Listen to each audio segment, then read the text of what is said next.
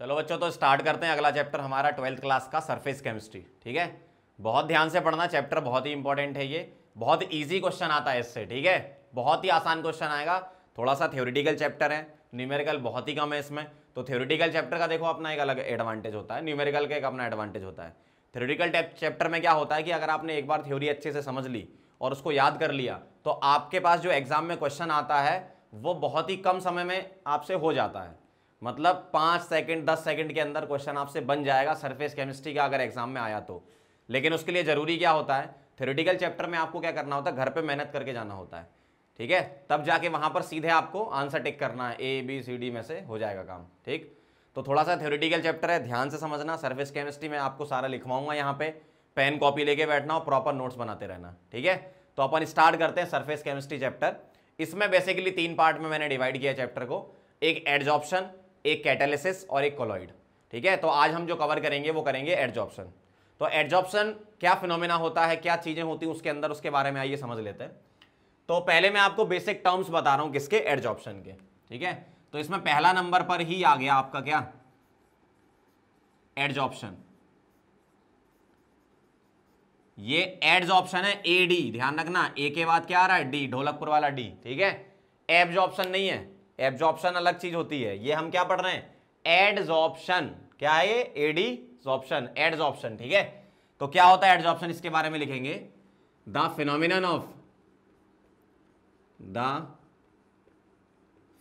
Of attracting and retaining, the phenomenon of attracting and retaining the molecules of a substance on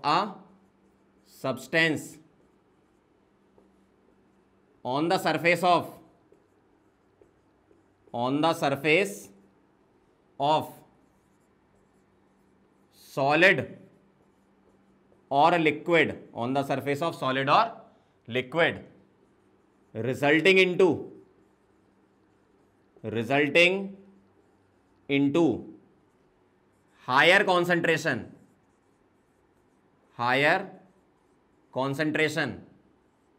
at the surface is called adsorption.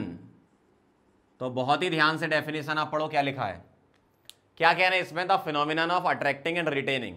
मतलब कोई एक particular substance है, उसके molecule किसी solid या liquid की surface पर आकर टिक जाएं, मतलब उसकी सरफेस पर आकर रुक जाएं, और वहां पर क्या होगा, कॉन्सेंट्रेशन वो बढ़ाते जाएंगे, किस पर, सरफेस पर। इसी फिनोमिना को हम क्या बोलते हैं, एडजॉर्प्शन। मैं आपको थोड़ा सा एक डायग्राम मतलब एक ब्लॉक से समझा देता हूं, मेरे पास डस्टर है, थोड़ा सा क्लियर समझ में आएगा इसमें, ध्यान से देखना जरा।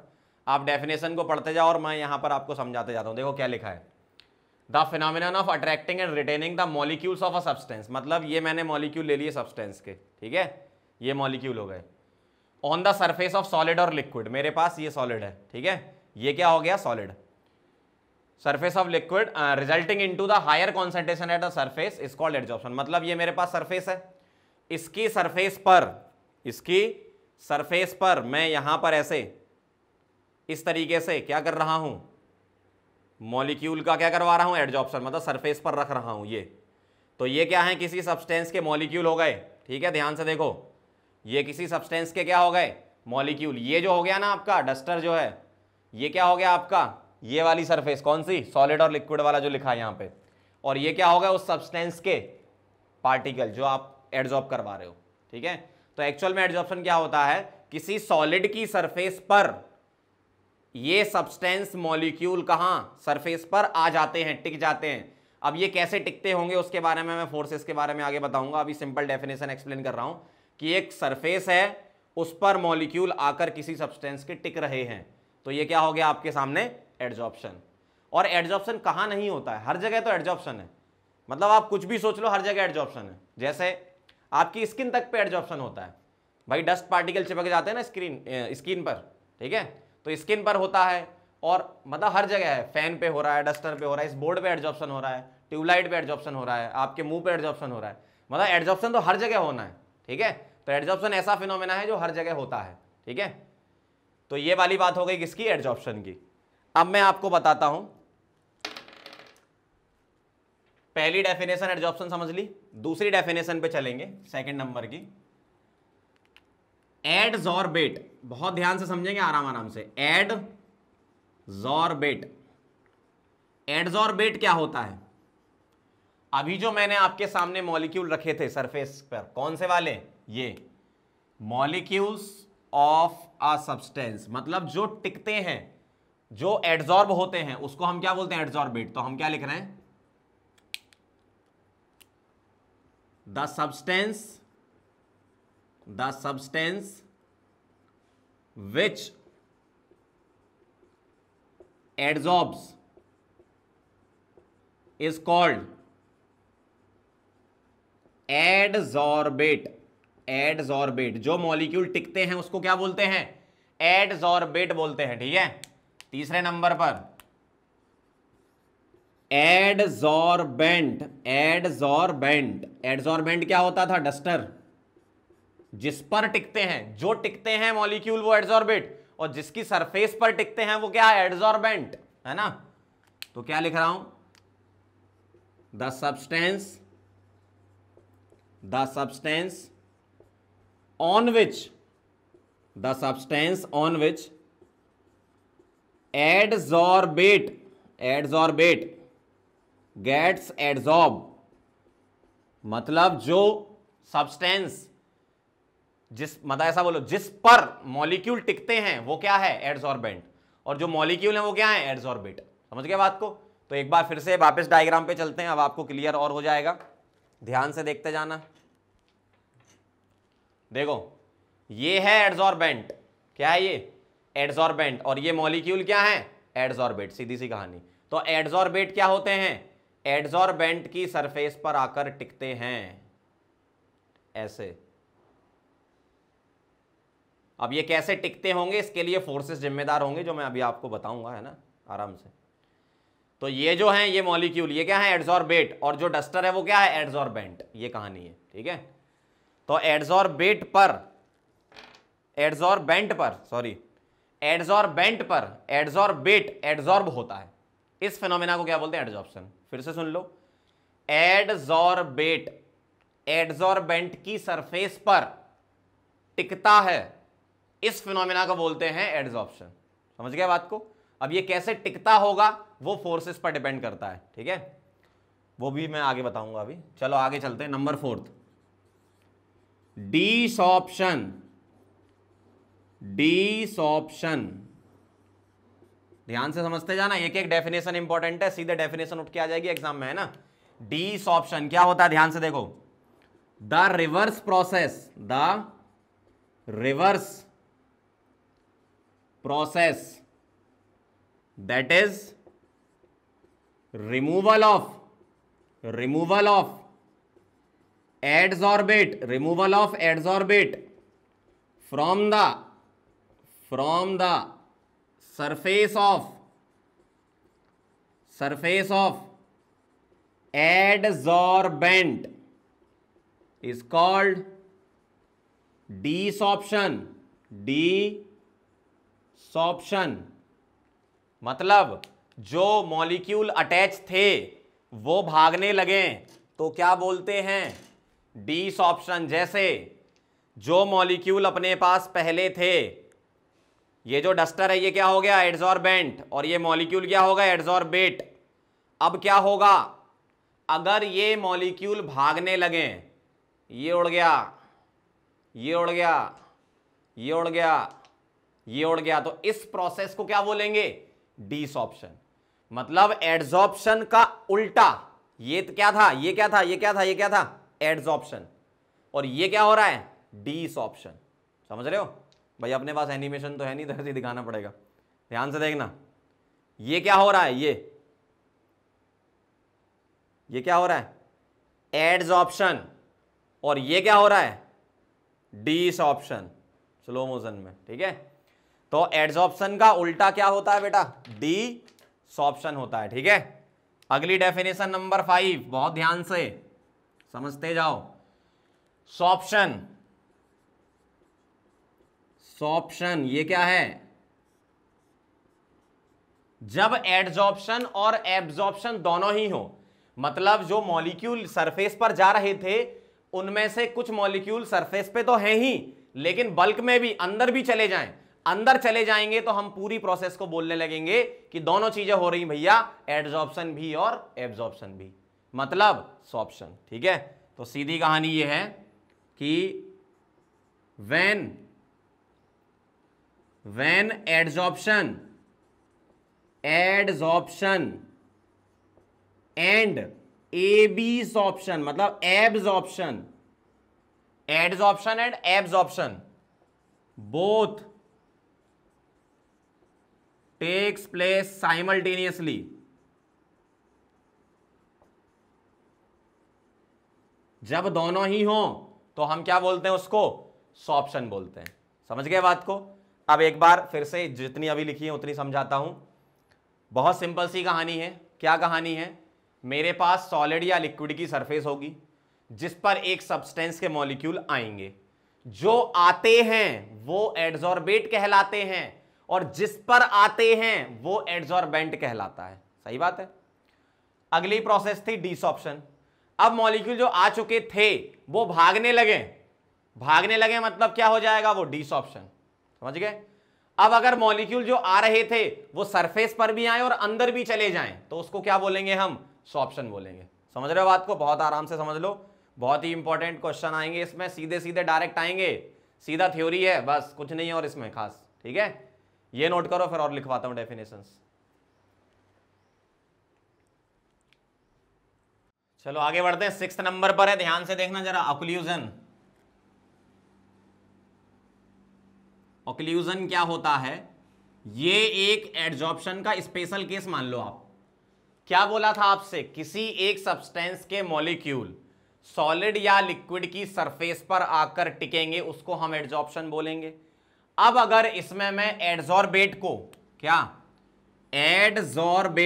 एडसॉर्बेट को, जो मॉलिक्यूल आते हैं उसको कर दूं गैस, और एडसॉर्बेंट इसको मैं कर दूं सॉलिड, तो हम बोलने लगेंगे इस टाइप के एडजॉर्प्शन को ऑक्लूजन। मतलब अगर डेफिनेशन एक लाइन में लिखें तो ऐसे लिखेंगे, द एडजॉर्प्शन ऑफ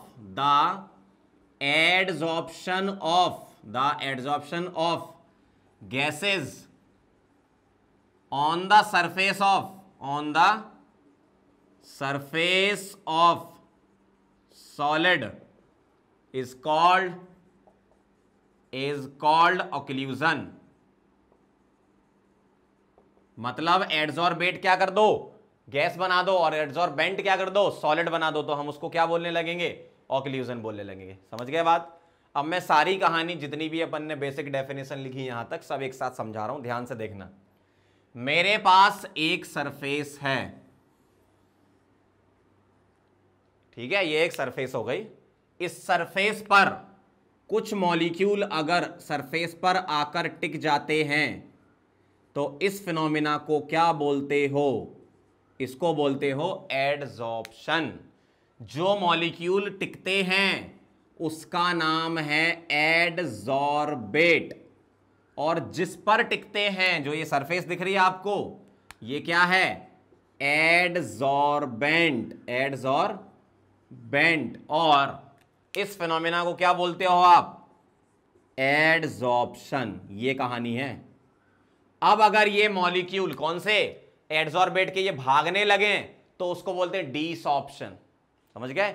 अगर ये मॉलिक्यूल एडसॉर्बेट के जो ऊपर चिपके हुए हैं ये भागने लगे तो क्या बोलेंगे उसको? डिसॉर्प्शन। ठीक है, इसके बाद हमने लिखा था सॉर्प्शन।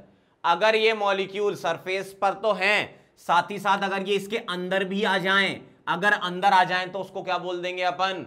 सॉर्प्शन। ठीक है, अगर ये सरफेस जो एडसॉर्बेंट है वो क्या बन जाए? सॉलिड, और एडसॉर्बेट क्या बन जाए? गैस, तो अब इस एडसॉर्प्शन का नाम ऑक्लूजन होगा। समझ गए सारी कहानी एक साथ? ठीक है, अब इसको नोट करो, फिर हम आगे बढ़ते हैं। चलो तो आगे बढ़ते हैं और कुछ एग्जाम्पल समझ लेते हैं इसके, एडसॉर्प्शन, एब्जॉर्प्शन और सॉर्प्शन के। पहला पॉइंट लिख रहा हूं मैं, 3 एग्जाम्पल है, पहला और दूसरा एडजॉर्प्शन और एब्जॉर्प्शन से रिलेटेड और तीसरा सॉर्प्शन का। ठीक है, तो पहला ये है कि silica gel adsorbs water vapours while anhydrous CaCl2 absorbs it। आपने देखा होगा जब आप कोई नया सामान लेते हो, जैसे आपने बैग लिया होगा, स्कूल बैग तो सबके पास रहते हैं, लिया होगा, तो उसके अंदर एक पैकेट निकलता था, याद करो, छोटी छोटी गोलियां होती थी, तो उसके ऊपर पैकेट पे आपने पढ़ा होगा, भी लिखा था सिलिका जेल। ठीक है, तो वो क्या करता है, वो मॉइस्ट एयर को ड्राई एयर बनाने का काम करता है, मतलब मॉइस्चर को एब्जॉर्ब कर लेता है, ऐसा करता है। ठीक है, जबकि CaCl2 वाटर के साथ रिएक्शन कर लेता है, मतलब एब्जॉर्प्शन हो जाता है। सेकंड पॉइंट क्या कहता है, charcoal adsorbs ammonia gas while water absorbs it. Charcoal का क्या है, सॉलिड की सरफेस पर उसका गैस का क्या हो जाता है, एड्जॉर्प्शन हो जाता है, जबकि यहां पर वाटर अमोनिया के साथ रिएक्शन कर लेता है। ठीक है, ये ध्यान रखना आप। तीसरा, डाइज क्या होती है, ये ऑर्गेनिक डाइज होती है, अगर किसी को पता है तो अच्छी बात है, नहीं तो ऑर्गेनिक में लास्ट में आता है ये मिथिलीन ब्लू, ठीक है, कॉन्गो रेड, इस टाइप की डाइज होती हैं। Dyes adsorb as well as absorb in the cotton fibre, मतलब सॉर्प्शन होता है यहां पे। मतलब क्या होता है कि जो डाइज हैं वो कॉटन फाइबर की सरफेस पर भी होती हैं और बल्क में भी चली जाती हैं। ठीक है, जो कंपाउंड होते हैं ये, तो इसलिए क्या होता है, इसमें सॉर्प्शन होता है। सिंपल एग्जांपल है, बस आपको याद रखना है इसको। आगे बढ़ते हैं, एडजॉर्प्शन और एब्जॉर्प्शन का डिफरेंस लिख लेते हैं। क्या है एडजॉर्प्शन में, मैंने क्या बताया था, सरफेस फिनोमिना है, एब्जॉर्प्शन बल्क फिनोमिना है। तो पहला पॉइंट यही बनता है इसमें, क्या एडजॉर्प्शन क्या है, सरफेस फिनोमिनन, और ये क्या है, बल्क फिनोमिनन। अगर आप दिखाना चाहो तो ऐसे बता सकते हो कि इस पर और इस पर, ये एक सरफेस ले लेते हैं, ये एक एडजॉर्बेंट ले लेते हैं एक तरीके से, तो उसकी सरफेस पर ये क्या आ गए, एडजॉर्बेंट के मॉलिक्यूल, जबकि यहां पर क्या होता है, इसके अंदर चले जाते हैं। ठीक, ऐसा। तो सरफेस फिनोमिना है, ये क्या है, बल्क फिनोमिना है। दूसरा पॉइंट क्या कहता है, rate is high, rate of reaction बोल सकते हो आप, rate is high in the beginning, या आप ऐसे ही बोल सकते हो सरफेस पर आने की रेट मॉलिक्यूल के। ठीक है, वो ज्यादा बेटर रहेगा। Rate is high in the beginning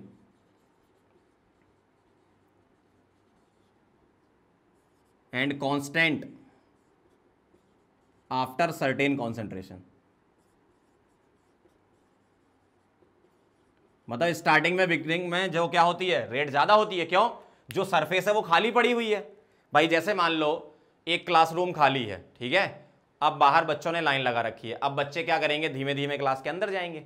तो स्टार्टिंग के जितने बच्चे होंगे, शुरुआत के 2 4 5 बच्चों में अगर देखा जाए, जैसे सपोज 100 सीट है, तो इन 5 बच्चों के लिए तो बहुत सारा अवेलेबल स्पेस है ना, पूरी क्लास में कहीं भी बैठे। लेकिन जब क्लास भर जाती है, कोई बाद में आता है, गेट खटखटाता है, मे आई कम इन सर, तो उसके लिए सरफेस तो खाली नहीं है ना, तो वो ढूंढता है कि कहाँ जाना है, तो उसकी रेट कम होती है, जबकि स्टार्टिंग में रेट क्या होती है, ज़्यादा होती है। ठीक है, इसमें क्या है, rate is constant through out the process, rate is constant through out the process, क्योंकि ये क्या है, एब्जॉर्प्शन है, यहां रिएक्शन होनी है एक तरीके से, आप ये समझ लो, है ना। तो एब्जॉर्प्शन और एब्जॉर्प्शन में क्या difference, surface bulk phenomena, rate starting में ज्यादा फिर धीमे धीमे कम, यहां रेट कांस्टेंट होती है थ्रू आउट द प्रोसेस। इस तरीके से आप इसको दिखा सकते हो। समझ गए बात, इसको नोट करो, फिर अपन आगे बढ़ते हैं। चलो आगे बढ़ते हैं। अब हम एडजॉर्प्शन के थर्मोडायनेमिक्स के बारे में समझ लेते हैं। थर्मोडायनेमिक्स का मतलब क्या अपन देखेंगे, यहां पर अपन हीट ऑफ एडजॉर्प्शन की बात करेंगे, एंट्रोपी ऑफ एडजॉर्प्शन की बात करेंगे और फ्री एनर्जी या स्पॉन्टेनिटी के बारे में अपन कमेंट करेंगे। ध्यान से देखना जरा, थर्मोडायनेमिक्स ऑफ एडजॉर्प्शन में सबसे पहली बात मैं आपको बता रहा हूं, number 1 point, adsorption an exothermic process. Exothermic process, adsorption एक एक्सोथर्मिक प्रोसेस होती है। इसके बारे में अपन समझेंगे कैसे। अपन लिखेंगे पहले इसके बारे में क्या होता है एक्चुअल में एडजॉर्प्शन में। During adsorption, during adsorption weak van der Waals forces और strong chemical bonds are formed, chemical bonds are formed, heat is released,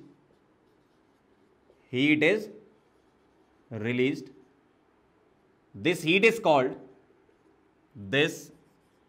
heat of adsorption, ये जो हीट निकलती है उसको अपन हीट ऑफ एडजॉर्प्शन बोलते हैं। तो मैं ऐसा लिख सकता हूं क्या, डेल्टा एच, यहां लगा रहा हूं सबस्क्रिप्ट एडी, मतलब एडजॉर्प्शन इज लेस देन 0। याद करो आप 2 टाइप की रिएक्शन पढ़ते थे, एंडोथर्मिक एक्सोथर्मिक। एंडोथर्मिक में डेल्टा एच ग्रेटर देन 0 होता है, एक्सो में डेल्टा एच लेस देन 0 होता है। देखो क्या होता है, डेफिनेशन को फिर से अपन एक बार समझेंगे। एडजॉर्प्शन के दौरान एडजॉर्बेट और एडजॉर्बेंट के मॉलिक्यूल के बीच में या तो वीक फोर्स होंगे, वीक वांडरवाल फोर्स होंगे, नहीं तो स्ट्रॉन्ग केमिकल बॉन्ड होंगे। मतलब अल्टीमेटली बॉन्ड बनना है किसके बीच का, एडजॉर्बेट और एडजॉर्बेंट। याद करो अभी मैं थोड़ी देर पहले बोल रहा था ना, एडजॉर्बेट के पार्टिकल एडजॉर्बेंट की सरफेस पर आकर टिक जाते हैं, तो वो कैसे टिकते हैं, वो ऐसे वीक फोर्सेस से टिकते हैं या फिर स्ट्रॉन्ग केमिकल बॉन्ड से टिकते हैं। मतलब या तो वीक बॉन्ड बनता है या स्ट्रॉन्ग बॉन्ड बनता है।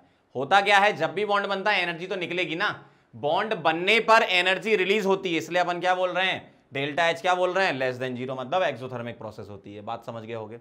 आगे बढ़ते हैं सेकंड पॉइंट पर। अब हम बात करेंगे एंट्रोपी के बारे में। एंट्रोपी को हम डिनोट करते हैं डेल्टा एस से। और एंट्रोपी एक्चुअल में क्या होता है, जिसको पता है अच्छी बात, जिसको नहीं पता उसको बता देता हूं। एंट्रोपी का मतलब होता है डिग्री ऑफ रैंडमनेस या डिग्री ऑफ डिसऑर्डरनेस अपन बोल सकते हो। मतलब जैसे मान लो आप क्लास में, जब क्लास चल रही है तो बैठे हुए हो, मतलब आपकी एंट्रोपी कम है। जैसे ही छुट्टी हो जाती है तो आप अपने घर के लिए भागने लगते हो, तो मतलब आपकी एंट्रोपी बढ़ गई। उसी तरीके से अगर मैं कंपेयर कराऊं सॉलिड, लिक्विड और गैस में, तो गैस की एंट्रोपी सबसे ज्यादा, फिर लिक्विड और फिर सॉलिड। मतलब रैंडमनेस की डिग्री को हम क्या बोल देते हैं, एंट्रोपी बोल देते हैं, अगर अपन सिंपल वे में डिफाइन करें तो। अब एंट्रोपी यहां पर क्या होगी, अब आप बताओ क्या होता था। एडजॉर्बेंट की सरफेस पर एडजॉर्बेंट के मॉलिक्यूल आकर टिकते थे, फोर्स से जुड़ते थे। मतलब क्या हो रहे हैं, वो लोकलाइज हो रहे हैं, भाग नहीं रहे हैं, आ रहे हैं सरफेस पर, मतलब एंट्रोपी कम होगी। तो मैं यही बात लिख देता हूं यहां पर, during adsorption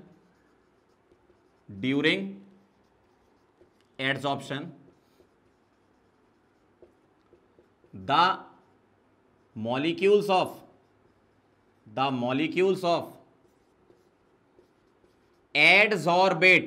molecules of adsorbate gets या गेट लोकेलाइज्ड, ऐसे लिख लो, गेट लोकेलाइज्ड। ठीक है, तो क्या हो रहा है यहां पर, during adsorption the molecule of adsorbate get localised, मतलब एंट्रोपी डिक्रीजेस, एंट्रोपी डिक्रीजेस। तो मैं यहां पर क्या लिख सकता हूं, डेल्टा एस एडी क्या, लेस देन 0। तो देखो जरा यहां पर क्या था, delta H ad less than 0 था, यहां delta S adsorption less than 0, मतलब दोनों ही क्या होती है, नेगेटिव। एंट्रोपी क्या होती है, डिक्रीज होती है। अब थर्ड पॉइंट में हम बात करेंगे, तीसरे नंबर पर, adsorption a spontaneous process, adsorption है स्पॉन्टेनियस प्रोसेस। इसके बारे में देखें जरा कैसे समझेंगे। देखो स्पॉन्टेनिटी के बारे में हम डेल्टा जी से कमेंट करते हैं। कैसे, अगर delta G of adsorption less than 0 है, मतलब स्पॉन्टेनियस होगा। और ऐसा होता है, ये कैसे चेक करते हैं, गिब्स हेल्महोल्ट्ज इक्वेशन होती है delta G is equal to delta H minus T delta H. ठीक है, अब अगर मैं डेल्टा एच का साइन पुट कर दूं यहां से क्या नेगेटिव, तो मैंने यहां लिख दिया माइनस डेल्टा एच। ठीक है, मैंने साइन पुट कर दिया, और डेल्टा एस का भी साइन पुट कर दो तो माइनस पहले था और डेल्टा एस से एक माइनस आएगा तो प्लस हो जाएगा, ऐसा दिखेगा। तो डेल्टा जी क्या है, minus delta H plus T delta S. अब हमें क्या देखना है, if numerical value of delta H जब ज्यादा हो जाएगी किससे, टी डेल्टा एस से, मतलब इसकी न्यूमेरिकल वैल्यू इससे ज्यादा होगी तभी तो नेगेटिव निकल के आएगा, इसका मतलब डेल्टा जी क्या आएगा, नेगेटिव आएगा। और ऐसा होता है, इसकी वैल्यू इससे ज्यादा होती है, लेकिन ऐसा लोअर टेम्परेचर पर होता है। जैसे जैसे मैं टेम्परेचर बढ़ाऊंगा तो टी डेल्टा एस की वैल्यू बढ़ती जाएगी, और एक समय ऐसा आएगा जब इन दोनों की वैल्यू बराबर हो जाएगी, तो उस टाइम पे डेल्टा जी जीरो हो जाएगा, मतलब इक्विलिब्रियम आ जाएगा, जिसको हम एडजॉर्प्शन इक्विलिब्रियम बोलते हैं। तो मैं यहां कंडीशन लिख रहा हूं, when mod delta H is equal to mod T delta S, तब क्या हो जाएगा, डेल्टा जी जीरो हो जाएगा, मतलब मैं बोलूंगा एडजॉर्प्शन इक्विलिब्रियम इज अटेन्ड। देखो क्या होता है, तीन चीजें हैं, delta G less than zero होना spontaneous, delta G greater than zero होना नॉन स्पॉन्टेनियस रिएक्शन के बारे में बताता है, प्रोसेस के बारे में बताता है, और डेल्टा जी जीरो होने का मतलब इक्विलिब्रियम बताता है। ठीक है, मतलब स्टार्टिंग में हम बात करेंगे जब लोअर टेम्परेचर होता है तो एडजॉर्प्शन स्पॉन्टेनियस होता है, और हम ऐसा बोलेंगे, कभी आपसे पूछा जाए एडजॉर्प्शन क्या है तो आप स्पॉन्टेनियस बोलो, क्योंकि लोअर टेम्परेचर पर होता है। लेकिन टेम्परेचर जैसे जैसे बढ़ाते जाओगे तो टी डेल्टा एस की न्यूमेरिकल वैल्यू बढ़ती जाएगी इससे। अब ये वैल्यू पहले जीरो होगी, फिर उसके बाद पॉजिटिव भी निकल जाएगी, ऐसा नहीं कि पॉजिटिव नहीं होगी, पहले नेगेटिव है, फिर टेम्परेचर बढ़ाओगे धीमे धीमे जीरो पे आएगी, और जीरो से फिर पॉजिटिव की तरफ जाएगी, और जब ये जीरो हो जाएगी उसको हम एडजॉर्प्शन इक्विलिब्रियम बोल दिया करेंगे। ठीक है, तो ये सारी कहानी हो गई थर्मोडायनेमिक्स की। फिर से बता रहा हूं क्या, एडजॉर्प्शन में delta H negative, delta S negative, delta G negative, तीनों चीजें नेगेटिव होती हैं। ठीक है, नोट कर लो इसे। चलो आगे बढ़ते हैं, अब कुछ फैक्टर देख लेते हैं एडजॉर्प्शन के। क्या अपन ले रहे हैं यहां पर, factors affecting adsorption of gases on solid, मतलब एडजॉर्बेट क्या है, गैस, और एडजॉर्बेंट क्या है, सॉलिड। ठीक है, अपन इसके बारे में बात करेंगे। तो पहला फैक्टर इसमें है, number one is surface area of solid, मतलब एडजॉर्बेंट। ठीक है, तो सरफेस एरिया ऑफ एडजॉर्बेंट के बारे में अगर बात करेंगे तो सीधी सी कहानी है, जितना ज्यादा सरफेस एरिया होगा, बहुत ज्यादा सरफेस एरिया अपने पास, ठीक है, तो गैस के मॉलिक्यूल के लिए अवेलेबल स्पेस ज्यादा है ना, मतलब एडजॉर्प्शन ज्यादा होगा। तो सीधा सीधा सा मैं लिखूंगा, adsorption is directly proportional to क्या, सरफेस एरिया। जितना ज्यादा surface area, more available site रहेंगी किसके लिए, गैस के मॉलिक्यूल के लिए एडजॉर्ब होने के लिए, है ना। तो सरफेस एरिया के डायरेक्टली है। दूसरा देखना, second is nature of gas, मतलब nature of adsorbate, nature of gas, nature of adsorbate हम ऐसा बोलते हैं, देखो गैस को हम कनेक्ट करते हैं लिक्विफैक्शन से, गैस स्टेट वाले चैप्टर में बताया मैंने आपको कैसे कनेक्ट करते हैं, कि adsorption is directly proportional to liquefaction of the gas, मतलब इजिली लिक्विफाइबल गैसेस का एडजॉर्प्शन आसानी से होता है। ठीक है, मतलब हम कैसे करेंगे, लिक्विड का लिक्विफैक्शन से हम कैसे कनेक्ट करेंगे, आप याद करो मैंने आपको गैस स्टेट में बताया था कि liquefaction is directly proportional to critical temperature and directly proportional to A and inversely proportional to B. याद करो ये वंडरवॉल कोफिशिएंट होते थे, वंडरवॉल कांस्टेंट होते थे अपने, क्या, ठीक है। तो टीसी क्या होता था, याद करो, टीसी होता था क्या, 8a/27 RB। ए ज्यादा तो इंटरमोलिकुलर अट्रैक्शन फोर्सेस ज्यादा तो टीसी ज्यादा, बी ज्यादा तो मॉलिक्यूलर साइज कम तो भी टीसी ज्यादा। ठीक है, तो हम कैसे कनेक्ट करेंगे, क्वेश्चन कैसा होगा, आपको अगर दो गैसेस का टीसी दे रखा है तो जिसका टीसी ज्यादा उसका लिक्विफैक्शन आसान, मतलब उसका एडजॉर्प्शन आसान। ठीक है, अगर आपको ए दे रखा है तो जिसका ए ज्यादा उसका टीसी ज्यादा, उसका लिक्विफैक्शन ज्यादा, उसका एडजॉर्प्शन ज्यादा। अगर बी दे रखा है तो जिसका भी कम उसका टीसी ज्यादा, उसका लिक्विफैक्शन ज्यादा और उसका एडजॉर्प्शन ज्यादा। समझ गए ये सारा कनेक्शन क्या है। ठीक है, तो लिक्विफैक्शन अगर आपको चेक करना है तो हम टीसी से करते हैं, ये नहीं दिया होगा तो ये दिया होगा, ये नहीं दिया होगा तो ये दिया होगा, कुछ नहीं दिया होगा तो ऊपर वाले को याद करना है। मतलब आपको ऑर्डर याद होना चाहिए। कैसे, मैंने आपको ऑर्डर बताया था पूरा, लिक्विफैक्शन का ऑर्डर बता रहा हूं और यही किसका ऑर्डर हो जाएगा, एडजॉर्प्शन का हो जाएगा। ठीक है, H2 N2 O2 CO CH4 CO2, HCl, ammonia, SO2। गैसीय स्टेट में मैंने आपको CO2 तक बताया था, बाकी और यहां ऐड कर दिए, HCl, अमोनिया और SO2 भी ऐड कर दिया। तो ये लिक्विफेक्शन का ऑर्डर है, ये लिक्विफेक्शन का ऑर्डर मतलब यही एडजॉर्प्शन का ऑर्डर हो गया, ठीक है। तो अगर आपको इनमें से कोई भी गैसेस दे दें, बोल दें किसमें एडजॉर्प्शन लार्ज एक्सटेंट पे होता है, तो आप आसानी से आंसर कर सकते हो। तो सीधी सी कहानी, ये देंगे, ये नहीं दिया तो ये देंगे, ये नहीं दिया तो ये देंगे, कुछ नहीं दिया तो आपको ऑर्डर याद होना चाहिए, फिर कुछ नहीं कर सकते, आपको ऑर्डर याद होनी चाहिए फिर। चलो आगे बढ़ते हैं, नेचर ऑफ लिक्विड पे चले गए, सॉरी नेचर ऑफ गैस पे चले गए, तीसरे नंबर पे चलेंगे हम टेम्परेचर पर। अब आप मुझे एक बात बताओ, अभी थोड़ी देर पहले हमने बात की थी क्या, एडजॉर्प्शन एक एक्सोथर्मिक प्रोसेस है, तो अगर एक्सोथर्मिक है तो टेम्परेचर बढ़ाओगे तो according to Le Chatelier principle chemical equilibrium क्या होता था, मॉलिक्यूल भागने लगेंगे, मतलब रिएक्शन रिवर्स हो जाएगी। देखो कैसे समझाता हूं मैं, मेरे पास क्या है, मेरे पास है गैस एडसॉर्बेट, गैस क्या है, एडसॉर्बेट, ये कहां जा रहा है, सॉलिड एडसॉर्बेंट पर, तो क्या हो रहा था, एडसॉर्प्शन हो रहा था, और एडसॉर्प्शन में मैं यहां क्या लिखूंगा, प्लस हीट लिख दूंगा। अब आप सोचो ली चैटेलियर के अकॉर्डिंग टेम्परेचर बढ़ाया तो हीट दे दी, रिएक्शन कहां जाएगी, रिवर्स जाएगी ना, क्यों, आप उस तरफ हीट दे रहे हो तो रिएक्शन इधर जाएगी, मतलब एडसॉर्प्शन क्या होगा, कम। तो मैं एक लाइन में ऐसे लिख रहा हूं, adsorption is inversely proportional to temperature.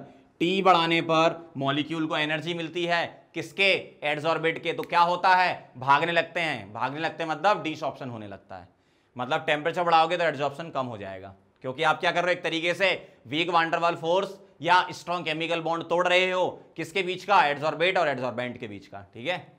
Fourth factor पे चलते हैं, प्रेशर। प्रेशर की सीधी सी कहानी है कि अगर आपने प्रेशर बढ़ाया मतलब एक तरीके से गैस को आप सॉलिड के पास ला रहे हो, पास ला रहे हो मतलब सरफेस पर ला रहे हो, सरफेस पर ला रहे हो मतलब एडसॉर्प्शन बढ़ रहा है, मतलब adsorption is directly proportional to क्या, प्रेशर, ठीक। इसको हम ग्राफ से ऐसे समझते हैं कि अगर मैं यहाँ प्रेशर ले लूँ और यहाँ पर मैंने एडसॉर्प्शन ले लिया तो इसका ग्राफ कुछ इस तरीके से आता है कि प्रेशर बढ़ाने पर एडसॉर्प्शन स्टार्टिंग में तो बढ़ता है, लेकिन जब मॉलिक्यूल सारे एडसॉर्ब हो चुके होंगे तो फिर किसको कराओगे, मतलब एडसॉर्प्शन क्या होगा, इक्विलिब्रियम अचीव कर लेगा। और जब एडसॉर्प्शन कांस्टेंट हो जाएगा उस टाइम के प्रेशर को हम बोलते हैं सैचुरेशन प्रेशर या पीएस। पीएस क्या है, ये सैचुरेशन प्रेशर है। समझ गया बात को, समझ गया ना, बिल्कुल। प्रेशर बढ़ाओगे एडसॉर्प्शन बढ़ेगा, सही बात है, लेकिन एक सर्टेन एक्सटेंट तक बढ़ेगा। जब गैस के मॉलिक्यूल बहुत सारे एडसॉर्ब हो चुके होंगे तो सरफेस पर गैस ऑक्यूपाई हो चुकी होगी, उसके बाद एडसॉर्प्शन कम होता जाएगा और इक्विलिब्रियम अचीव कर लेगा, ठीक है। एक क्वेश्चन पूछ रहा हूं यहां पर, जगह बच गई तो एक क्वेश्चन भी लिख लो। क्या, अगर मान लो मुझे ऐसा दिया है, ये एडसॉर्प्शन और ये प्रेशर, ठीक है, दो डिफरेंट टेम्परेचर पर अगर मैं ये बनाता हूं ग्राफ, ये T1 है ये T2 है, तो बताओ T1 T2 में क्या रिलेशन है, इससे कनेक्ट करना पड़ेगा। टेम्परेचर ज्यादा तो एडसॉर्प्शन क्या, कम होता है ना, मतलब एडसॉर्प्शन का कम कहां पर है, इस पर है ना, इसका मतलब टेम्परेचर ये क्या रहा होगा, ज्यादा रहा होगा, तो T2 इज ग्रेटर देन क्या, T1। इस टाइप के छोटे छोटे क्वेश्चन देखने को मिलते हैं आपको, समझ गए बात, ये नोट कर लो फिर आगे बढ़ते हैं। चलो बच्चों आगे बढ़ते हैं, और सबसे important point, type of adsorption. Exam में इस पॉइंट से रिलेटेड डायरेक्ट क्वेश्चन बहुत सारे आए हुए हैं और आते रहेंगे, ठीक है। तो इन दोनों में डिफरेंस की जो टेबल में बनाने जा रहा हूं इसको बिल्कुल आपको याद करना है, ठीक है, भयंकर तरीके से। फिजिकल एडसॉर्प्शन या फिजिसॉर्प्शन, जिसका एक और नाम है फ्रेंडलिक एडसॉर्प्शन, केमिसॉर्प्शन या केमिकल एडसॉर्प्शन, जिसका नाम है लैंगमुइर एडसॉर्प्शन, ठीक है। पहला पॉइंट हम ये लिखेंगे फोर्सेस के बारे में, तो हम लिखेंगे फिजिसॉर्प्शन में वीक वान डर वाल forces are formed। एडसॉर्बेट और एडसॉर्बेंट के बीच में कौन से फोर्स होते हैं, वीक फोर्स होते हैं, जबकि यहां पर क्या होते हैं, strong chemical bonds are formed. यहां पर एडसॉर्बेट और एडसॉर्बेंट के बीच में कौन से फोर्स होते हैं, स्ट्रॉन्ग केमिकल बॉन्ड बनते हैं, मतलब एडसॉर्बेट एडसॉर्बेंट के साथ केमिकल बॉन्ड बनाता है, यहां पर वीक फोर्स होते हैं, ठीक है। यहां फोर्सेस लिख लो, वीक वान डर वाल फोर्सेस आर फॉर्म्ड, यहां strong chemical bond. Second point, अच्छा अगर वीक फोर्स बन रहे हैं, अगर वीक फोर्स हो रहे हैं तो कम हीट निकलेगी। अगर स्ट्रांग फोर्स है तो ज्यादा हीट निकलेगी, तो यहां लिखेंगे low heat of adsorption, low heat of adsorption, और यूजुअली 20 से 40 किलोजूल पर मोल का ऑर्डर होता है। जबकि यहां क्या लिखेंगे, स्ट्रांग बॉन्ड बन रहे हैं तो ज्यादा हीट निकलेगी, मतलब high heat of adsorption, high heat of adsorption. और यहां पर जो ऑर्डर होता है वो होता है 82 to 40 किलोजूल पर मोल। ठीक है, इस तरीके से। थर्ड पॉइंट यहां लिखेंगे रिवर्सिबल, रिवर्सिबल प्रोसेस है ये, जबकि ये क्या है, इरिवर्सिबल। ऐसा क्यों है, रिवर्सिबल क्यों और इरिवर्सिबल क्यों? यहां क्या होता है, इस वाले में सॉलिड की सरफेस पर है, कोई गैस मान लो पहले से एड्सॉर्ब है, तो हम क्या करेंगे, उसको डीजॉर्ब करवाकर कोई दूसरी गैस को एड्सॉर्ब करवा सकते हैं, इसलिए हम बोल रहे हैं रिवर्सिबल। जबकि यहां पर तो क्या करना है, एड्सॉर्बेट को एड्सॉर्बेंट के साथ रिएक्शन करना है। अब रिएक्शन करेगा तो कोई नया कंपाउंड बनेगा। अब ये जरूरी नहीं है कि वो कंपाउंड वापस से आपको वही एड्सॉर्बेट और वही एड्सॉर्बेंट दे, अगर आप दोबारा से कुछ और करते हो उस प्रोडक्ट के साथ तो कुछ और भी बन सकता है, इसलिए इरिवर्सिबल नेचर का है।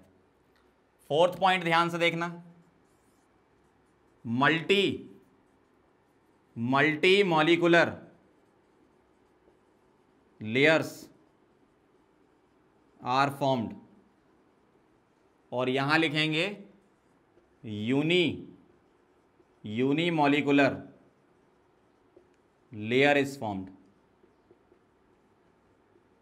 क्या मतलब है इस बात का, मींस किसी एक सॉलिड की सरफेस पर आप डिफरेंट टाइप की गैसेस को एक ही टाइम पर एड्सॉर्ब करवा सकते हो। मतलब एक सरफेस पर अलग अलग गैसेस क्या हो सकती हैं, एड्सॉर्ब हो सकती हैं, और गैस के ऊपर भी गैस के मॉलिक्यूल इंटरेक्शन दिखा सकते हैं, तो इसमें लेयरिंग हो सकती है। जबकि यहां पर एड्सॉर्बेट का एड्सॉर्बेंट के साथ रिएक्शन करना जरूरी है, तो रिएक्शन करेंगे तो एक ही लेयर या एक ही ट्रांजिशन स्टेट बनेगी यहां पर, तो यूनिमॉलिक्यूलर लेयर बोलते हैं इसको।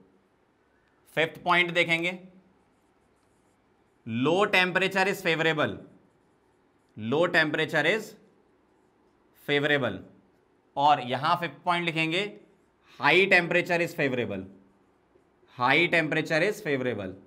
लेकिन उसके बाद मतलब टेम्परेचर बहुत ही ज्यादा नहीं होना चाहिए। जैसे अगर मैं आपको ग्राफ से समझाऊं तो ज्यादा क्लियर समझ में आएगा आपको, ध्यान से देखना। एड्सॉर्प्शन वर्सेस टेम्परेचर का ग्राफ अगर बनाऊंगा तो टेम्परेचर बढ़ाते जाओगे तो मॉलिक्यूल को एनर्जी मिलेगी और डिसॉर्प्शन होता जाएगा, मतलब टेम्परेचर बढ़ाने पे एड्सॉर्प्शन कम होगा, डिसॉर्प्शन बढ़ेगा। जबकि यहां तो रिएक्शन होनी है, और रिएक्शन होनी है तो एड्सॉर्बेट के मॉलिक्यूल का एड्सॉर्बेंट के साथ इंटरेक्शन दिखाना जरूरी है, और जब भी रिएक्शन होकर प्रोडक्ट बनता है तो उसको एक मिनिमम एनर्जी की रिक्वायरमेंट होती है एड्सॉर्बेट और एड्सॉर्बेंट के इंटरेक्शन से ट्रांजिशन स्टेट तक पहुंचने के लिए। तो मिनिमम एनर्जी की रिक्वायरमेंट को ही हम क्या बोलते हैं, एक्टिवेशन एनर्जी। तो यहां एक मिनिमम एक्टिवेशन एनर्जी की जरूरत होती है। तो होता क्या है, जब मैं एड्सॉर्प्शन वर्सेस टेम्परेचर यहां पर बनाऊंगा तो टेम्परेचर बढ़ाने पर पहले एड्सॉर्प्शन क्या होगा, बढ़ेगा, लेकिन एक पर्टिकुलर टेम्परेचर अचीव करने के बाद एड्सॉर्प्शन कम भी होने लगेगा। क्यों, पहले जो आप टेम्परेचर बढ़ा रहे थे वो एक्टिवेशन एनर्जी में यूज हो रहा था, लेकिन उसके बाद आप टेम्परेचर बढ़ाओगे तो प्रोडक्ट को तोड़ेगा वो, मतलब उसके बाद एड्सॉर्प्शन कम होता जाएगा। मींस एक पर्टिकुलर टेम्परेचर तक ही क्या होगा, एड्सॉर्प्शन बढ़ता है। भले ही यहां लिखा हाई टेम्परेचर इज फेवरेबल, लेकिन कितना हाई, इतना हाई कि उसको एक्टिवेशन एनर्जी मिल जाए। उसके बाद भी टेम्परेचर बढ़ाते हो तो एड्सॉर्प्शन क्या होता जाएगा, कम होता जाएगा। समझ गए बात को? तो ये 5 पॉइंट आप लिखो, फिर और भी पॉइंट्स है वो भी अपन लिखेंगे, ठीक है।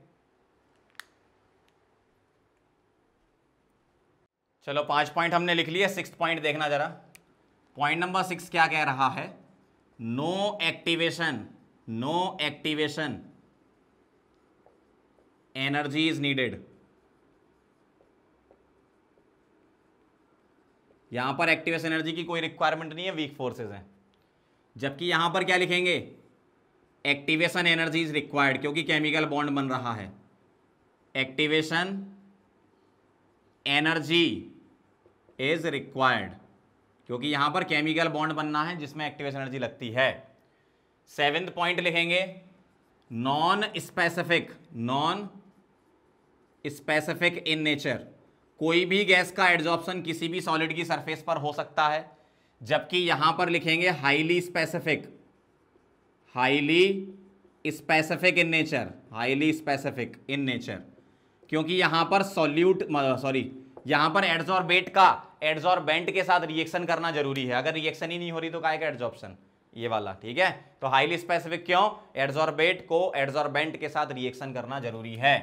पॉइंट नंबर 8, सरफेस एरिया के बारे में लिखेंगे, ठीक है। ऐसे लिख रहा हूं मैं, adsorption is directly proportional to surface area.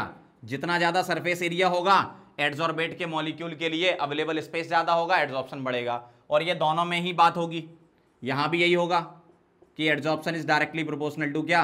Surface area. यहां भी तो वही चाहिए आपको, सरफेस एरिया ज्यादा तो एडसॉर्बेट के मॉलिक्यूल एडसॉर्बेंट से रिएक्ट कर सकते हैं तो एडसॉर्प्शन बढ़ेगा, ठीक। पॉइंट नंबर 9 देखना जरा, ये वाला जो एडसॉर्प्शन है ये गैस के नेचर पर डिपेंड करता है, ये वाला भी गैस के नेचर पर डिपेंड करता है, लेकिन यहां कैसे डिपेंड करता है कि adsorption is directly proportional to liquefaction of the gas. Liquefaction of gas, जो इजीली लिक्विफाइबल गैसेस हैं वो आसानी से एडसॉर्ब हो सकती हैं। जबकि यहां पर क्या लिखेंगे, ये भी नेचर ऑफ गैस पे डिपेंड करता है, लेकिन यहां पर क्या लिखेंगे, हम ऐसे लिखेंगे गैसेस विच कैन रिएक्ट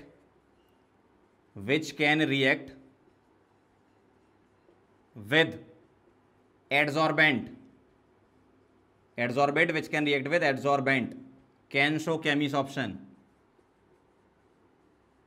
ठीक है। यहां पर अपन लिक्विफेक्शन से नहीं बोलेंगे, किससे बोलेंगे? रिएक्शन से बोलेंगे, ठीक है। Cummins option. प्रेशर के बारे में बता दो, प्रेशर का भी इफेक्ट दोनों में सेम रहेगा। Adsorption is directly proportional to pressure यहां भी, और adsorption is directly proportional to pressure यहां भी होगा, क्योंकि प्रेशर बढ़ाने से आप एडसॉर्बेट के मॉलिक्यूल को एडसॉर्बेंट के पास लाते हो तो रिएक्शन होना होगी तो वो हो जाएगा, वीक फोर्स बनना होता वो हो जाएगा। मतलब प्रेशर बढ़ाने पर दोनों ही चीजें बढ़ती हैं, ठीक है। इसको नोट करो, फिर अपन आगे बढ़ते हैं। चलो आगे बढ़ते हैं। अब कुछ आइसोथर्म के बारे में हम पढ़ेंगे, फ्रेंडलिक एडसॉर्प्शन आइसोथर्म, ठीक है। मतलब एक तरीके से फिजिक्स ऑप्शन का आइसोथर्म है ये। अब इसमें क्या है, अपने पास जो एडसॉर्बेट है वो गैस है और जो एडसॉर्बेंट है वो सॉलिड है, ठीक है। ये आपको सोच के चलना है। तो फ्रेंडलिक एडसॉर्प्शन आइसोथर्म क्या है, इसके बारे में हम ये लिखेंगे, it is relation between amount of gas एडसॉर्ब्ड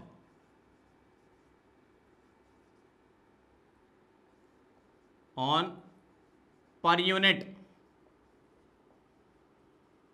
mass of solid adsorbent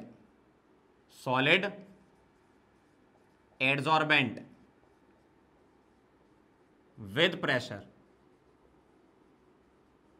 at constant temperature। देखो ये कहानी है, मतलब amount of gas adsorb on per unit mass of solvent. मतलब मैं एक तरीके से ऐसे अगर लिखूं, कैसे, ध्यान से देखना जरा, इक्वेशन लिख रहा हूं, x मतलब amount of gas adsorb, per unit mass of solvent m मतलब mass of solvent, is equal to k p की पावर 1/n। ये रिलेशन फ्रेंडलिक इक्वेशन होती है अपनी। अब ये जो इक्वेशन है इससे हम एक्सप्लेन करेंगे आइसोथर्म को, कैसे, ध्यान से देखना। पहले तो अपन ये लिख लेते हैं क्या क्या है। x क्या है, मास ऑफ एडसॉर्बेट या गैस, एडसॉर्बेट क्या है यहां पर, गैस। m क्या है, मास ऑफ एडसॉर्बेंट जो कि क्या है, solid. k and n are constant which depends on nature of adsorbent and gas. मतलब गैस पे भी डिपेंड करते हैं, एडसॉर्बेंट पे भी डिपेंड करते हैं, at a particular temperature, constant temperature. और P क्या है आपका, प्रेशर। अब देखो मैं क्या कर रहा हूं, इसका ग्राफ बना रहा हूं। किसका ग्राफ, x/m वर्सेस P। मैं इस पूरे को क्या बोल सकता हूं, x/m को बोलूंगा मैं एक्सटेंट ऑफ एडसॉर्प्शन,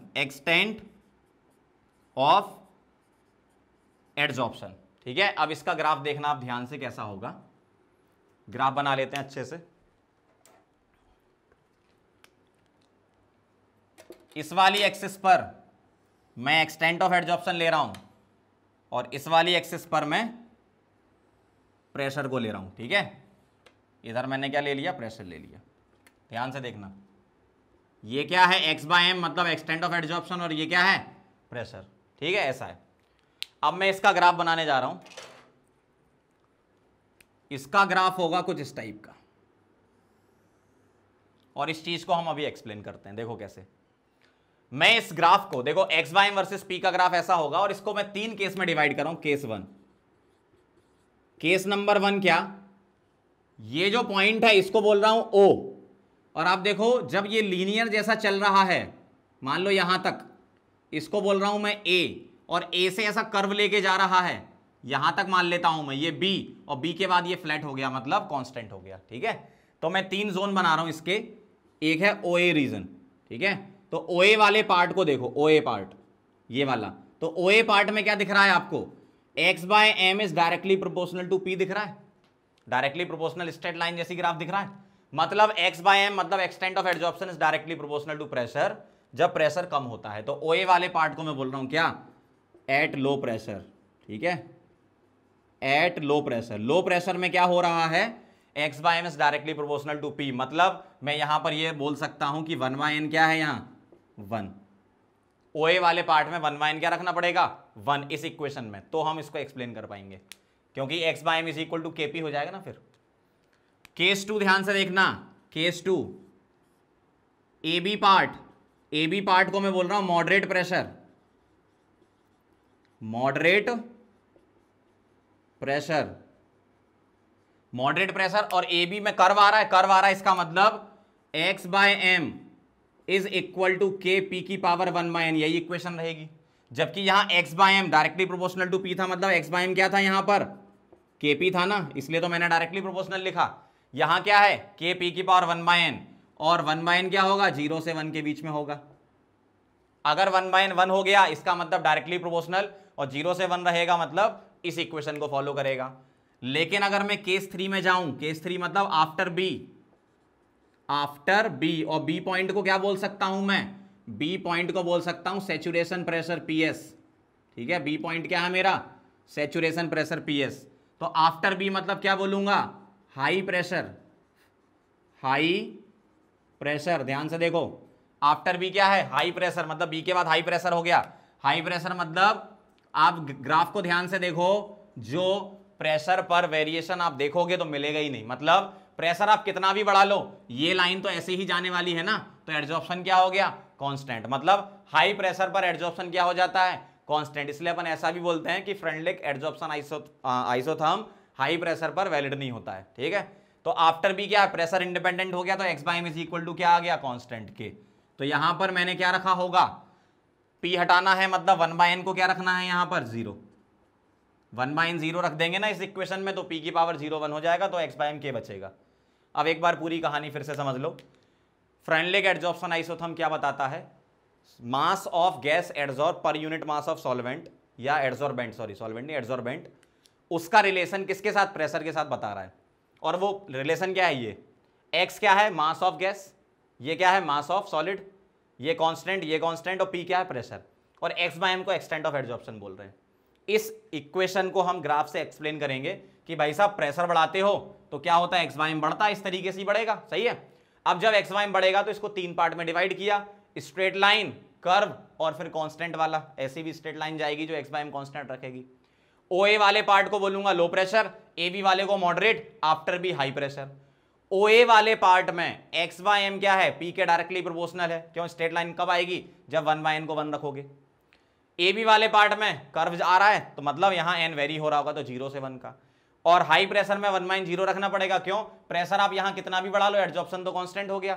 ये तो हम लॉजिकली भी समझते ही थे पहले, जब प्रेशर में समझा रहा था आपको factors affecting gases on solid, तो वहां भी मैंने बताया था कि प्रेशर आप देखो, प्रेशर बढ़ाओगे तो स्टार्टिंग में गैस एडजॉर्ब हो जाएगी। अब अवेलेबल साइट कवर कर ली किसने, एडजॉर्बेंट ने, तो अब वापस गैस के मॉलिक्यूल और लाओगे तो अवेलेबल साइट कम होगी, तो एडजॉर्प्शन कम हो जाएगा, कांस्टेंट हो जाएगा, ठीक है। तो आफ्टर भी क्या होगा, हाई प्रेशर में क्या होना है, 1/n को क्या रखना पड़ेगा, 0, तभी तो आप ये एक्सप्लेन कर पाओगे कि x/m क्या है, कांस्टेंट है, मतलब ऐसी स्ट्रेट लाइन जा रही है पैरेलल टू ये वाली एक्सिस, P एक्सिस, ठीक है। तो ये बात हो गई फ्रेंडलिक एडजॉर्प्शन आइसोथर्म की, नोट करो फिर आगे बढ़ते हैं। चलो तो आगे बढ़ते हैं सेकंड टाइप के एडजॉर्प्शन आइसोथर्म पर, जिसको बोल रहे हैं लैंगम्यूर एडजॉर्प्शन आइसोथर्म। देखो एक तो था फ्रेंडलिक फिजिक्स ऑप्शन के लिए और लैंगम्यूर है केमिस्ट ऑप्शन के लिए। मतलब लैंगम्यूर एडजॉर्प्शन आइसोथर्म में लैंगम्यूर ने कुछ अजम्पशन लिए थे। जैसे अजम्पशन में कुछ बोल देता हूं, जैसे सबसे पहले उसने ये माना कि मोनोलेयर फॉर्म होगी, मतलब एडजॉर्बेट और एडजॉर्बेंट के मॉलिक्यूल के बीच में केमिस्ट ऑप्शन होगा, मतलब मोनोमोलिकुलर लेयर बनेगी। दूसरी बात यह है कि गैस जो एडजॉर्ब हो रही है वो आपस में इंटरेक्ट नहीं करेगी। तीसरी बात ये कि गैस क्या है, जितने भी सॉल्वेंट जितने भी एडजॉर्बेंट है, एडजॉर्बेंट का जो एरिया है अपने पास, तो सभी साइड इक्वल है, उसके लिए इक्वल है, मतलब वो सबको इक्वल कंसीडर करेगी सभी गैस मॉलिक्यूल को। मतलब जो गैस के मॉलिक्यूल हैं अगर जितनी भी साइड अवेलेबल हैं तो वो उसके लिए यूनिफॉर्मली डिस्ट्रीब्यूटेड है, मतलब गैस कहीं भी किसी भी जगह जा सकती है। ठीक है, तो ये कुछ अजम्पशन थे जिस पर बेस्ड लैंगम्यूर आइसोथर्म है। डेफिनेशन उसी टाइप से है पूरी जैसी फ्रेंडलिक की थी। It is relation between amount of gas adsorb on per unit mass of solid adsorbent, लेकिन यूनिमोलिकुलर लेयर के थ्रू बनेगी। वहां क्या होता था, मल्टीमोलिकुलर लेयर। तो यहां रिलेशन क्या होता है with pressure, x by m is equal to होता है एपी अपॉन 1 प्लस बीपी। इसका डेरिवेशन भी होता है लेकिन हम उस पर नहीं जाएंगे, अपन सीधे इक्वेशन ध्यान रखेंगे, एपी अपॉन 1 प्लस बीपी। अब यहाँ वहां पर के और एन कांस्टेंट थे, यहां पर क्या है, ए एंड बी कांस्टेंट है। और ए एंड बी किस पर डिपेंड करते हैं, एडजॉर्बेंट पर डिपेंड करते हैं, उसके नेचर पर, और जो गैस है उसके नेचर पर डिपेंड करते हैं एट कांस्टेंट टेम्परेचर। अब मैं इसके रिलेशन बनाने जा रहा हूं, वही तीनों पार्ट मेरे पास हैं, ओ ए बी और after B, low pressure, moderate pressure और हाई प्रेशर। अब एक बात बताओ, लो प्रेशर में स्ट्रेट लाइन है, अब इस वाली चीज को मुझे स्ट्रेट लाइन बनानी है, तो लो प्रेशर पर ध्यान से सुनना, लो प्रेशर पर ये वाली वैल्यू 1 के रेस्पेक्ट में क्या होगी, छोटी होगी। तो मैं ऐसा लिखूंगा, एट लो प्रेशर 1 के रेस्पेक्ट में क्या है, बीपी बहुत छोटा है, तो ये मैं नेग्लेक्ट कर सकता हूं, तो क्या आ जाएगा, x by m is equal to क्या आ जाएगा, एपी, मतलब पी के डायरेक्टली प्रोपोर्शनल। मॉडरेट प्रेशर में कर्व आ रहा है तो कर्व को ये पूरी इक्वेशन सेटिस्फाई करेगी, तो x by m is equal to AP upon 1 plus BP ये आएगा। और हाई प्रेशर में क्या है, कांस्टेंट हो जा रहा है, प्रेशर पे तो डिपेंड ही नहीं कर रहा है एडजॉर्प्शन। इसका मतलब क्या होगा, हाई प्रेशर मतलब पी बहुत ज्यादा है, तो अब मैं बोलूंगा 1 छोटा है और बीपी बहुत बड़ा है, तो मैं 1 को नेग्लेक्ट करूंगा, बीपी को नहीं करूंगा, तो एक्स बाय एम क्या आ जाएगा, एपी अपॉन बीपी, पी से पी उड़ा दो तो क्या आ जाएगा, ए अपॉन बी। तो इस तरीके से आपकी इक्वेशन बनेगी लैंगम्यूर एडजॉर्प्शन आइसोथर्म की। फिर से समझ लो एक बात, दोनों में क्या डिफरेंस है, फ्रेंडलिक फिजिक्स ऑप्शन के लिए होता है, लैंगम्यूर केमिस्ट ऑप्शन के लिए होता है। उसमें मल्टीलेयर के थ्रू हम समझाते हैं, इसमें मोनोलेयर बताते हैं, जो अजम्पशन है वो मोनोलेयर माना गया। ठीक है, और सारी जो भी एडजॉर्बेंट की साइट्स हैं वो सारी की सारी अवेलेबल है, मतलब यूनिफॉर्मली अवेलेबल है सभी गैस मॉलिक्यूल के। मॉलिक्यूल गैस के जो हैं वो आपस में कोई इंट्रैक्शन नहीं दिखा रहे हैं। ठीक है, और इक्वेशन आपकी ये होती है, एपी अपॉन 1 प्लस बीपी, ए और बी क्या है कांस्टेंट, एक्स बाय एम अपना extent of adsorption, P pressure at constant temperature. इस तरीके से ग्राफ आता है, प्रेशर दोनों पे डिपेंड करता है, प्रेशर में दोनों का वेरिएशन होता है, फिजिक्स ऑप्शन में भी प्रेशर का वेरिएशन होता है और केमिस्ट ऑप्शन में भी। फिजिक्स ऑप्शन में भी प्रेशर बढ़ाने पर एडजॉर्प्शन बढ़ता है, केमिस्ट ऑप्शन में भी प्रेशर बढ़ाने पर एडजॉर्प्शन बढ़ता है। तो ग्राफ उसी टाइप का आएगा, ओ ए बी और आफ्टर बी 3 एरिया डिवाइड कर दिए। ओ ए हो गया आपका low pressure, moderate pressure, high pressure. Low pressure में स्ट्रेट लाइन, मॉडरेट प्रेशर में कर्व, हाई प्रेशर में भी straight line but parallel to P axis. तो इस टाइप से कर्व आता है, इस टाइप से इक्वेशन बनती है इसकी। तो ये इक्वेशन आपको ध्यान रखनी है, डायरेक्ट आपसे पूछा जा सकता है एग्जाम में। समझ गए बात? तो ये बात हो गई पूरे के पूरे एडजॉर्प्शन की अपनी थ्योरी की। अब इसको नोट करो, फिर मैं आपको इसके क्वेश्चंस बताता हूं, एग्जाम में किस टाइप के क्वेश्चन आते हैं, और न्यूमेरिकल भी आपको बताता हूं। ठीक है, लिख लो इसको पहले। चलो तो आप कुछ प्रैक्टिस कर लेते हैं एडजॉर्प्शन वाले टॉपिक की, ध्यान से देखना जरा। ग्राफ बना रहे हैं अपन log x by m versus log p in physisorption, मतलब फ्रेंडलिक एडजॉर्प्शन आइसोथर्म के अकॉर्डिंग। ध्यान से देखना, इक्वेशन बोल दो फटाफट से, क्या होती है, x by m is equal to K, P की पावर क्या होता है 1 बाय एन, यही होती है इक्वेशन आपकी। अब मैं यहां लॉग ले रहा हूं दोनों साइड, तो log x by m is equal to log K plus log P की पावर 1 बाय एन, और यहां प्रॉपर्टी लॉग ए की पावर भी बी लॉग ए, तो 1 बाय एन लॉग पी आ जाएगा। ठीक है, अब log x बाय एम और log p का ग्राफ बनाना है, तो देखो ध्यान से, इसको मैं क्या बोल दूं, y, ये हो जाएगा 1 by n slope m, log p हो जाएगा x और ये हो जाएगा c, तो y is equal to m x plus c type का ग्राफ आएगा, स्ट्रेट लाइन, और इंटरसेप्ट क्या होगा उसका log k, और स्लोप क्या होगा पॉजिटिव, तो पॉजिटिव इंटरसेप्ट पॉजिटिव स्लोप, तो स्लोप क्या हो गया इसका 1 अपॉन n, और ये इंटरसेप्ट क्या हो गया इसका log k, और ये हो गया log x बाय एम इस एक्सिस पर और log p इधर। इस तरीके से ग्राफ बनाते हैं। अब इसमें आपको न्यूमेरिकल कुछ मिल सकता है, इंटरसेप्ट कुछ बोल देंगे, स्लोप कुछ बोल देंगे, k और n की वैल्यू निकलवा लेंगे, मतलब ये ग्राफ बनाना आ गया तो आगे सॉल्व कर लोगे। आगे बढ़ते हैं, ग्राफ बनाना है P upon x by m versus P का किसमें, केमिसॉर्प्शन या लैंगम्यूर एडजॉर्प्शन आइसोथर्म में। तो पहले मैं ए पार्ट बता रहा हूं, मुझे आप इक्वेशन बताओ क्या होती थी लैंगम्यूर की, x by m is equal to AP upon 1 plus BP। सही है, अब मैं P को इधर ला रहा हूं तो ये आएगा x by m upon P, ठीक है, is equal to A upon 1 plus BP। अब मैं इसको पलट रहा हूं तो पलट देंगे तो P upon x by m is equal to 1 plus BP upon A, और इसको मैं अलग अलग करके लिख दूं तो 1 upon A plus B upon A into P। तो यहां देखो क्या बन गया, ये हो गया Y, P क्या हो गया अपना X, BY क्या हो गया M, और 1 क्या हो गया C। तो again Y is equal to m x plus c का करवाएगा, कैसा आएगा y equal to m x plus c का, ये हो गया आपका P upon x by m इस वाली एक्सिस पर और P इस वाली एक्सिस पर, पॉजिटिव इंटरसेप्ट पॉजिटिव स्लोप, ठीक है। तो स्लोप क्या है इस लाइन का, स्ट्रेट लाइन का, m मतलब b बाय ए, और इंटरसेप्ट क्या है इसका 1 अपॉन ए। इस तरीके से बनाना है।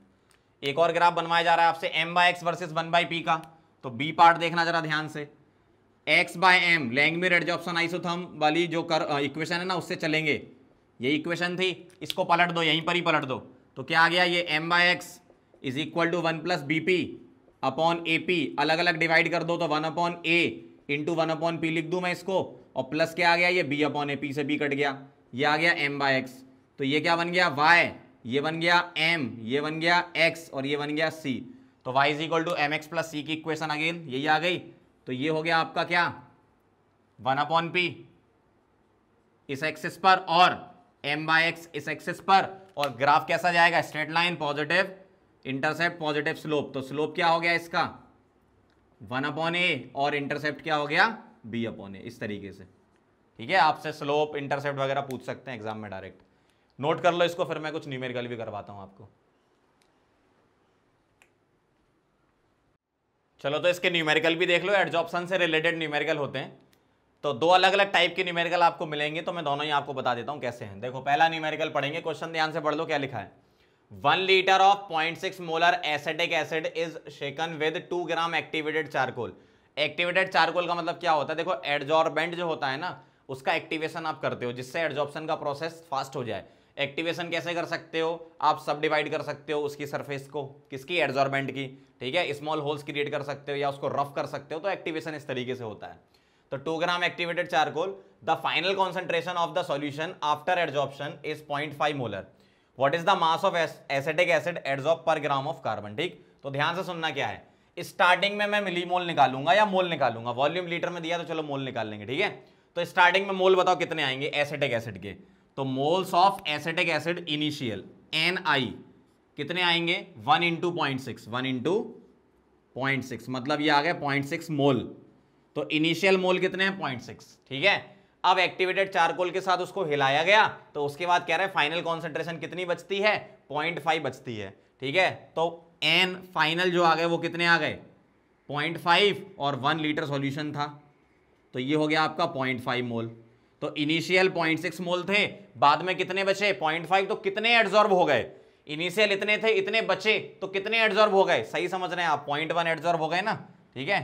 तो मोल्स एड्सॉर्ब्ड ये होंगे इनिशियल माइनस फाइनल, मतलब 0.6 माइनस 0.5 कितने बचे 0.1 मोल बचे। 0.1 मोल का मतलब क्या है, वेट निकाल दो, वेट एड्सॉर्ब्ड एसिटिक एसिड का कितना मोल इंटू मॉलिक्यूलर वेट 60, तो ये 6 ग्राम आ जाएगा, तो इतना वेट एड्सॉर्ब हो गया। आपको क्या निकालना है पर ग्राम निकालना है, तो 2 ग्राम पर 6 ग्राम एड्सॉर्ब हुआ तो 1 ग्राम पर कितना होगा 3 ग्राम होगा, ठीक है। तो मैं लिख रहा हूं क्या वेट एड्सॉर्ब्ड पर ग्राम, पर ग्राम अगर आपको लिखना है तो 2 ग्राम की कहानी चल रही थी, ये पर ग्राम लिखना है तो डिवाइडेड बाय 2 मतलब 3 ग्राम इसका आंसर आएगा। इस तरीके से करना है, समझ गए बात को। एक बार फिर से बता रहा हूं, इनिशियल मोल निकालो फाइनल मोल निकालो, दोनों का डिफरेंस निकालोगे तो उतने मोल एड्सॉर्ब हो गए, तो मोल निकाल लिए, उसके बाद वेट निकालोगे, मॉलिक्यूलर वेट से मल्टीप्लाई करके, एसिटिक एसिड का मॉलिक्यूलर वेट CH3COH का 60 होता है, मल्टीप्लाई करके 6 ग्राम आ गया। ये कहानी कहां चल रही थी 2 ग्राम एड्सॉर्बेंट पर चल रही थी, तो पर ग्राम निकालना है तो डिवाइड बाय 2 मतलब 3 ग्राम आंसर आ जाएगा। क्लियर। अगला क्वेश्चन देखो ध्यान से पढ़ेंगे, 1 gram of charcoal adsorb 100 ml of 0.5 molar acetic acid, ठीक है। टू फॉर्म अ मोनोलेयर, मतलब केमिसॉर्प्शन करा रहे होंगे, and thereby the molarity is reduce to 0.49। पहले कितनी थी 0.5, अब कितनी हो गई 0.49, मतलब कुछ एड्जॉर्प्शन हुआ। Calculate the surface area of charcoal adsorbed by each molecule of CH3COH, और 1 ग्राम के लिए सरफेस एरिया इतना दे रखा है। तो वही कहानी करेंगे स्टार्टिंग से, क्या बता दो मुझे, NI कितने हो गए, मोल्स इनिशियल में कितने थे, वॉल्यूम क्या है ml में है तो 100 ml इंटू 0.5, और ml को लीटर में कन्वर्ट करोगे तो 10 की पावर -3 कर दूं मैं, तो ये कितना आ गया, ये आ गया 5 इंटू 10 की पावर -2 लिख दूं, सही है। क्यों, 100 इंटू 0.5 इंटू 10 की पावर -3 कितना हो जाएगा, 100 इंटू ये 0.1 बचेगा, और 0.5 तो 0.05, मतलब 5 इंटू 10 की पावर -2।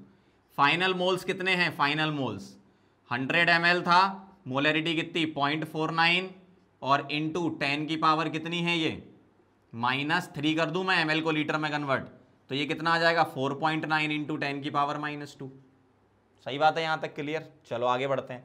इनिशियल मोल, फाइनल मोल, तो मोल एड्जॉर्ब्ड कितने आ गए, 5 इंटू 10 की पावर -2 में से माइनस कर दो फाइनल कितने, 4.9 इंटू 10 की पावर -2, 10 की पावर -2 कॉमन ले लो, 5 माइनस 4.9 कितना बचेगा ये 0.1, मतलब 10 की पावर -3 आ गए इसके मोल। मोल आ गए तो मॉलिक्यूल निकाल सकते हो, कैसे निकलते हैं, मॉलिक्यूल को n से रिप्रेजेंट करते हैं, n ऑफ एड्जॉर्ब्ड जो हुए एसिटिक एसिड के, तो मॉलिक्यूल एड्जॉर्ब कितने 10 की पावर -3 इंटू 6 इंटू 10 की पावर 23, Na से मल्टीप्लाई कर दो तो 6 इंटू 10 की पावर 20, आराम से चलते जाओ। इनिशियल मोल निकाले, फाइनल मोल निकाले, मोल एड्जॉर्ब निकाले, दोनों को माइनस करके, मॉलिक्यूल निकाले Na से मल्टीप्लाई करके, ठीक है। अब आपको निकालना है surface area of charcoal adsorb by each molecule, तो इतने मॉलिक्यूल का सरफेस एरिया पर ग्राम, मतलब 1 ग्राम के लिए इतना था, तो अगर मुझे 1 मॉलिक्यूल के लिए निकालना है तो सरफेस एरिया पर मॉलिक्यूल अगर मैं निकालूंगा तो मैं करूंगा 3 इंटू 10 की पावर 2 अपॉन 6 इंटू 10 की पावर 20, ऐसा लिखना पड़ेगा। और 3/6 कितना हो गया 1/2 इंटू 10 की पावर कितना -18, और 1/2 को लिख दूं 0.5, और 0.5 को लिख सकता हूं 5, और 10 की पावर -18 क्या बन जाएगा -19 इतना। तो सरफेस एरिया पर मॉलिक्यूल कितना आया 5 इंटू 10 की पावर -9 मीटर स्क्वायर, आप लिख सकते हैं इसको पर मॉलिक्यूल, है ना। तो इस तरीके से आपको सॉल्व करना है, समझ गए बात को। तो ये कहानी पूरी की पूरी एड्जॉर्प्शन वाले टॉपिक की आपकी कंप्लीट हो गई। अब मेरी आपसे एक रिक्वेस्ट और है कि जो भी मैंने एड्जॉर्प्शन की आपको थ्योरी पढ़ाई, आप ये लेक्चर देखो, और सरफेस केमिस्ट्री में भी जैसे ब्लॉक केमिस्ट्री वैसे ही सरफेस केमिस्ट्री के क्वेश्चन एनसीईआरटी से डायरेक्ट उठकर आते हैं, ठीक है। तो आपको क्या करना है, सरफेस केमिस्ट्री की मेरा ये लेक्चर देखने के बाद सरफेस केमिस्ट्री की एड्जॉर्प्शन तक पार्ट की, एड्जॉर्प्शन तक वाले का एक बार रीडिंग मार लेना सारी, और पीछे के क्वेश्चन इन चैप्टर एक्सरसाइज और एनसीईआरटी एग्जाम्पलर के क्वेश्चन जरूर कर लेना, आप सारे बन जाएंगे आपसे, ठीक है। नोट कर लो इसको।